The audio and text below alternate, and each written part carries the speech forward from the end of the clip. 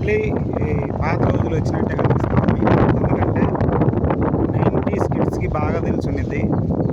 ఏంటంటే నెలలో మొదటి 1 తారీఖు నుంచి 5 తారీఖు లోపు పెద్దవాళ్ళు కానీ, పిల్లలు కానీ, ఇంట్లో ఉన్న వాళ్ళంతా ఒక కిరోసిన్ డబ్బా పట్టుకొని వాళ్ళ ఊర్లో ఒక ఏరియాకి మెయిన్‌గా ఎక్కడైతే కిరోసిన్ సప్లై చేస్తుందో గవర్నమెంట్ అక్కడికి వెళ్ళి గంటల తరబడి మధ్యాహ్నం 11, 12 దాకా కూడా ఏదైతే గవర్నమెంట్ జనాలకి సబ్సిడీ మీద కిరోసిన్ ఇస్తూ ఉండేది.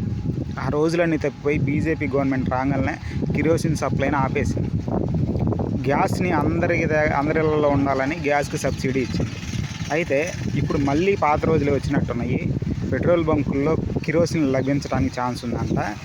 కిరోసిన్ కోసం కూడా సపరేట్గా కిరోసిన్ ఇచ్చేటట్టు ఏర్పాట్లు చేస్తారంట. ఎందుకంటే ఆయిల్ కానీ, పెట్రోల్, డీజిల్ కానీ ఈ యుద్ధం ఆగకుండా ఎడతెగకుండా సాగిపోతూ ఉంది. ముందు రోజుల్లో ఈ యుద్ధ భయానకరంగా స్థాయికి వెళ్ళి మినీ ప్రపంచ యుద్ధంగా కూడా మారే అవకాశాలు ఉండటంతో గవర్నమెంట్ ముందస్తు చర్యల్లో సీఎంలందరితో ప్రధాని మోడీ గారు మాట్లాడి ఈ కిరోసిన్ సప్లైని ప్రతి రాష్ట్రంలోనూ సప్లై విధానం కొనసాగే విధంగా ఏర్పాట్లు చేస్తున్నట్టు న్యూస్ వస్తుంది. అంటే ఏంటంటే గ్యాసు, పెట్రోలియం వీటి మీద కొద్దిగా భారాన్ని తగ్గించి కిరోసిన్ సప్లై చేస్తే చిన్న చిన్న అవసరాలు కిరోసిన్ వాడతారనేది అక్కడ ఉద్దేశం అన్నమాట.